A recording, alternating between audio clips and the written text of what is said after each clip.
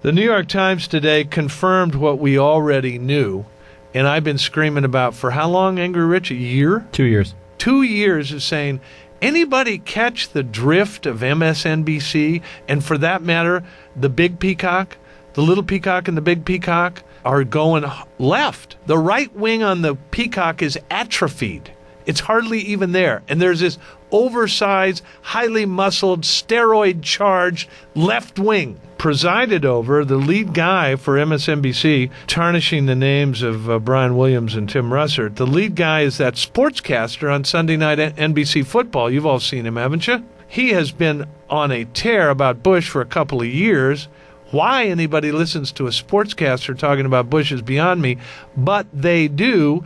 And MSNBC announced in the New York Times today they think it's a ratings winner. This was in the paper today. We're going with this far-left stuff. We've decided go for it. All the verbal flatulence of his apologists, all of it is now, after one revelation last week, transparently clear for what it is.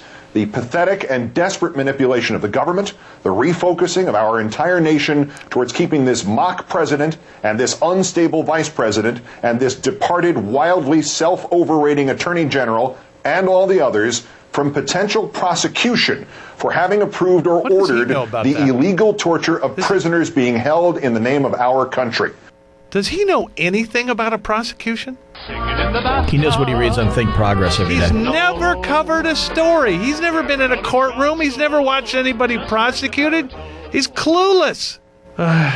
We have to listen to him presiding over this kind of attack on the president. Meanwhile, sort of hosting what the weirdest thing I've ever seen, an environmentally friendly football broadcast where they actually did the TV show by candlelight to show how green they are. The Denver Drive having stalled Roscoe Parrish on the punt return. Roscoe's chicken and waffles at its finest. I don't know how he got away with that one. I still don't know how he got away. He's a liberal. Yeah, liberals don't attack liberals. He has a show called Countdown on MSNBC, 8 p.m. Eastern every night. It's the rage of all the liberals. He says, we like Gibby around here. He used to substitute. I used to substitute because I was forced at gunpoint to go do it.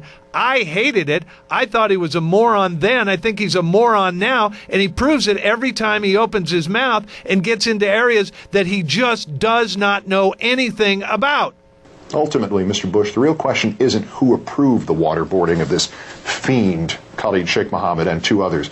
It is why were they waterboarded? Why not? Study after study for generation after generation, sir, has confirmed that torture gets people to talk, torture gets people to plead, torture gets people to break, but torture does not get them to tell the truth. By the way, has he managed, Bathtub Boy, to get the Congress to declare waterboarding torture? No, they haven't. He doesn't want to bring that up, John. He's just decided on his own that waterboarding is torture. And because he's decided it is torture, the president must resign. Well, heck, Mr. Bush, who better to dream them up for you than an actual terrorist? He'll tell you everything he ever fantasized doing. In his most horrific of daydreams, his equivalent of the day you flew onto the deck of the Lincoln to explain you'd won in Iraq. Now, if that's what this is all about, you tortured not because you're stupid and you think that torture produces confession, but that you tortured because you're smart enough to know it produces really authentic-sounding fiction. Oh, God. It's so hard to follow. Did waterboarding make Khalid Sheikh Mohammed talk? Yes.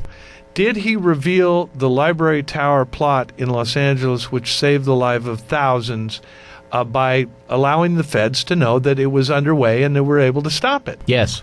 Who is this sportscaster to decide the president should resign? Or in this case, the president, what did he say? That the presidency is a criminal operation? That's right. A criminal conspiracy, that Bush is a criminal and should be imprisoned? Thus, Michael Mukasey, on the eve of the vote that will make him the high priest of the law of this land, cannot and must not answer a question, nor even hint that he's thought about a question, which merely concerns the theoretical definition of waterboarding as torture. Neither has the Congress. Why complain about Mukasey when Democrats in Congress have not been able to get a vote passed which says waterboarding is torture. Well, then, you're going to need all the lawyers you can find, because that crime wouldn't just mean impeachment, would it, sir? That crime would mean George W. Bush is going to prison. Whoa! Sportscaster sends president to prison. Headline. Keith conflation. Yeah, I mean, this is based on one guy from the Department of Justice being waterboarded, and he declared it's torture, as if his... So Bush needs to go to jail. So Bush has to go to jail. What a joke. Nick in Los Angeles. I'm just curious, how'd the name Bathtub Boy come about? Oh, well, when he had a show at MSNBC, I used to have to take his place because he wouldn't get out of the tub. He was afraid to come in and do stories about Monica Gate. He is, for me, forever, Bathtub Boy. Rub, rub, rub. All right, now that we've established that, what? Well, what's Fox News covering? Holly Holloway, Brittany. Do you know Bathtub Boy does Brittany every single night? Oh, for maybe 5 seconds. Oh, really? 5 seconds. Get a new watch, Nick. Come on, let's face it. You think a sportscaster is a newscaster. You probably think a comedian is a newscaster. You probably think that theater critic over the New York Times is a real opinion meister. Why is it you are worshiping a sports guy telling you about the president, Nick? Is it because you're too dumb to understand what a real news person is telling you?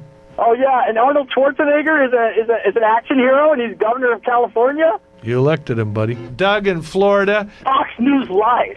They say it's a fair and balanced. You put a conservative like Michelle Malkin, well, that's a kind of weak debate. You have someone like Rosie against a weakling like Elizabeth. That's the type of stuff that Fox does. You guys don't... Well, now MSNBC's doing it. What are you talking about? How do we do that? It's going to be. You don't know how Rosie... Oh, she's not even going to let Elizabeth on. Come on, that's why she quit The View. You don't know if she's going to be on. That's why she quit The View, Doug. Where have you been? Weren't you on NBC? Yes, I was. Okay. So they fired me twice. So you were on the network. Now yes, that you're not on the network, you're bashing the network. Well, listen, buddy, you know what?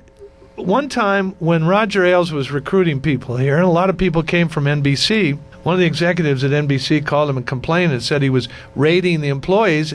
And Roger said, I'm not raiding, it's a jailbreak. They're trying to escape. And I was too. Thank God. He's not a big D. You He just lives near there. Hey, check out my belt buckle. It says everything's bigger in Texas. John Gibson on Fox News Talk.